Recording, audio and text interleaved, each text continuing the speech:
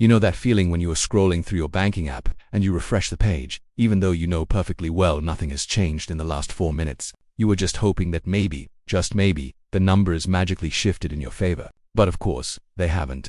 You look at the balance, you look at your goal, whatever that big scary number is in your head, and the gap between them honestly, it feels impossible. It is like trying to cross an ocean in a kiddie pool. You are paddling with your hands. You are tired. You are swallowing water. And when you look up at the horizon, the shore looks just as far away as it did yesterday. I spend a lot of my time, probably too much time, if we are being real, thinking about exactly why this feels so hard. My name is Bob, and I spend way too much time thinking about money, financial psychology, and why some people seem to effortlessly build wealth while others stay stuck in the same financial patterns for decades. And when I look at the data, when I look at the stories of people who made it versus the people who gave up, there is this one massive, glaring wall that almost everyone runs into head. It is not a stock market crash. It is not a bad boss. It is a specific psychological and mathematical bottleneck that happens right before you hit your first $100,000.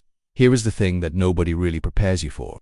Getting from zero to your first $100,000 is mathematically the hardest money you will ever have to save in your entire life. It sounds dramatic, I know, but once you understand the mechanics behind it, once you see the trap for what it is, it changes everything. It stops being a question of am I good enough, and starts being a question of how do I navigate this specific part of the map. Because once you break that seal, once you cross that line, the game changes entirely. The water gets deeper, the wind catches your sails, and suddenly, you are not paddling anymore, you are gliding. But to get there, you have to survive the grind. And today, I want to walk you through exactly why most people quit right before the miracle happens, and more importantly, how you can make sure you are not one of them. So, let us talk about the first and biggest reason this specific milestone feels like walking through mud with weights on your ankles. It is what I call the silent years of compound interest. We hear about compound interest all the time, right? It is the eighth wonder of the world. Einstein supposedly said it, and sure, mathematically it is beautiful. But in the real world, when you are just starting out, compound interest is actually kind of a jerk. Here's why. When you have $500 or $1,000 or even $5,000 in the market,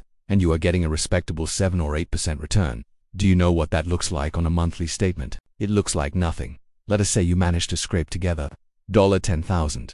That is a huge win for a lot of people. You put it into an index fund, and you wait a year. At an 8% return, you have made $800. Now, $800 is nice. Do not get me wrong.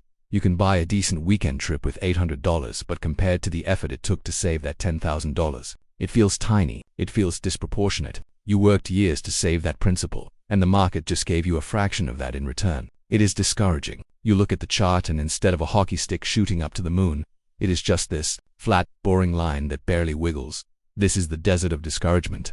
Most people quit here because the feedback loop is broken. In video games, if you kill a monster, you get gold immediately. If you go to work, you get a paycheck 2 weeks later. But with investing, the gold is invisible for years. You are putting in the work. You are denying yourself the new car. You are eating the leftovers, and the universe is basically just shrugging at you. What is happening here, though, is that you are laying the foundation. You are planting the acorn. And I know, that sounds like such a cheesy personal finance cliche, but think about the actual math of it. To grow an oak tree, the seed has to spend a long time doing nothing but developing roots underground. There is no visible growth for a long time. If you dug it up every week to check on it, you would think it was dead. But once those roots hit a certain depth, once the system is in place, the growth above the ground becomes inevitable and exponential. The first $100,000 is almost entirely driven by your savings rate. It is you grinding it out, dollar by dollar. The market is barely helping. But the second $100,000, that is where the market starts to pull its weight. Your money starts making money. And by the time you hit your first million, your money is doing way more work than you are. But nobody tells you that the first leg of the race is just you carrying the market on your back. So, you feel like you are failing because it is so hard. But, actually, you are just doing the heavy lifting that nobody sees. And this leads directly into the second massive trap, the zero-sum game of life events. Just as the math is working against you, life tends to throw its best punches at you right in this window. It is almost like the universe knows you are trying to get ahead and decides to test you. You are in your 20s or early 30s. You are trying to build a career, maybe start a family, maybe move out of a shared apartment, and it feels like every time you get $1,000 ahead, something costs $200. It is the transmission that blows up on your 2004 Honda Civic. It is the dental emergency that is not covered by insurance. It is the sudden rent hike. It is the wedding you have to fly across the country for. These are not luxuries. They are just life, but they have a devastating effect on your psychology.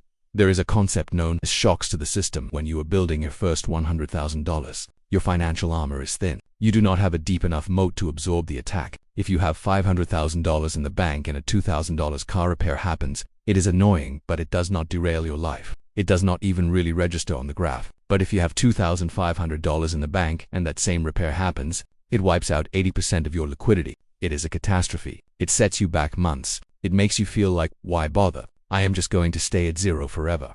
I have seen this so many times.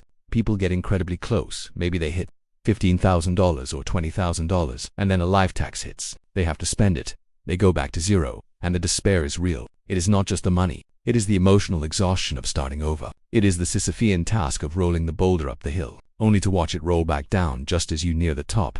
This is where the action step is not necessarily work harder or save more, because sometimes you cannot. The action step here is mental reframe. You have to stop viewing these setbacks as failures of character. You aren't bad with money because your appendix burst or your car died. You are simply in the vulnerable phase of wealth building. The antidote to this is simply stubbornness. It is the realization that everyone who has money went through this gauntlet. The difference is that they kept playing the game even after they got tackled. They accepted that the first $100,000 includes a stupid tax for life is missing, and they budgeted for it, or they just refused to quit when it happened. But there is a third reason people quit, and this one is insidious because it comes from inside our own brains. It is the psychological pressure of the gap.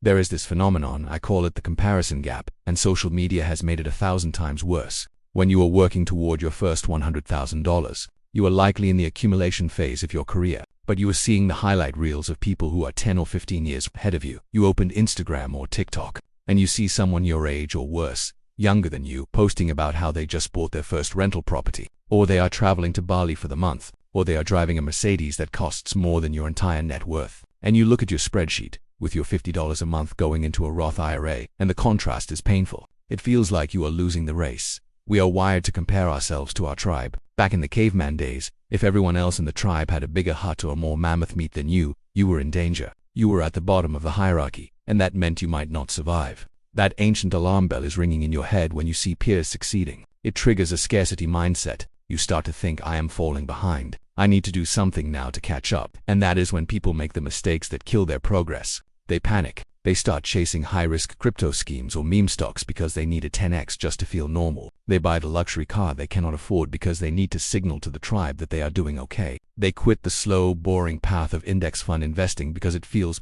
too slow compared to the people online screaming about overnight riches. But here is the reality check that you need to tattoo on your brain. You are comparing your behind-the-scenes struggle with everyone else's highlight reel. You do not see the debt those people are in. You do not see the stress they feel when they lay their head on the pillow at night. You see the car, not the loan payment. The first $100,000 requires you to be incredibly comfortable with being boring and behind for a while. It requires you to opt out of the status game. You have to be willing to be the only one in your friend group driving the beat-up car, living in the modest apartment, and cooking at home, while everyone else is leasing Teslas and going out.